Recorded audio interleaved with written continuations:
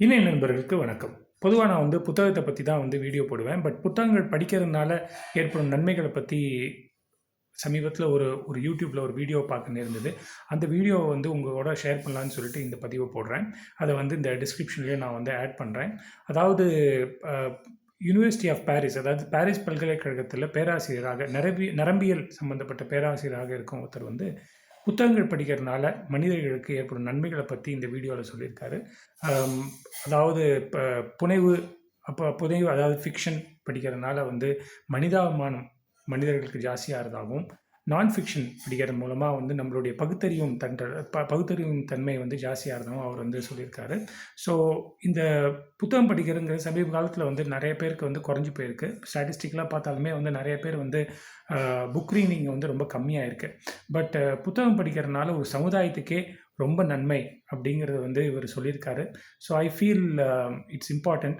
ஏன்னா குழந்தை பருவத்திலிருந்தே குழந்தைகளுக்கு புத்தகம் படிக்கிறத எப்படி நம்ம சோஷியல் மீடியா காமன் ஆயிடுச்சோ, அந்த மாரி புத்தகம் படிக்கிறத விடாம குறிப்பா புத்தகங்கள வாங்கி குடுங்க.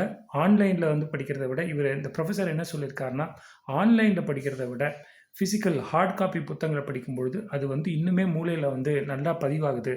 அது இல்லாம புத்தகங்கள ரெகுலரா நம்ம வாழ்க்கையில ஒரு ஒரு இன்டெக்ரல் பார்ட் ஆஃப் நம்ம லைஃப், அதாவது நம்ம வாழ்க்கையில அதையும் ஒரு ஒரு ஒரு ஒரு முக்கியமான ஒரு பொருளா நம்ம சேர்க்கும் பொழுது, ஆ மூளை சம்பந்தப்பட்ட பல விஷயங்கள், அதாவது டிமென்ஷியா, அல்சைமர்ஸ் இந்த மாரி பல வியாதிகளுக்கு புத்தகங்கள் படிப்பதுனால அத தவிர்க்கறதுக்கான வாய்ப்பு கூட இருக்கு அப்படிங்கிற மாரி அவர் சொல்லியிருக்காரு.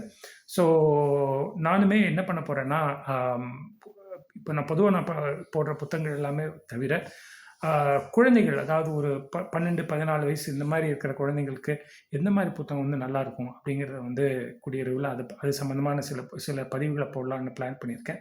ஸோ இப்ப நீங்க இந்த வீடியோ பார்த்து கண்டிப்பா உங்களுக்கு யூஸ்ஃபுல்லா இருக்கும்னு நெனைக்கிறேன். உங்களுக்கு அப்படி ஏதாவது தெரிஞ்ச புத்தகம் இருந்ததுன்னா, என்னோட பகிருங்க. நானும் அத படிச்சு பார்த்துட்டு அத பத்தி நான் வீடியோ போடுறதுக்கு தயாரா இருக்கேன். கூடிய விரைவில வேற ஒரு நல்ல ஒரு பதிவோட உங்கள சந்திக்கிறேன். அதுவரைக்கும் டேக் கேர். பாய்.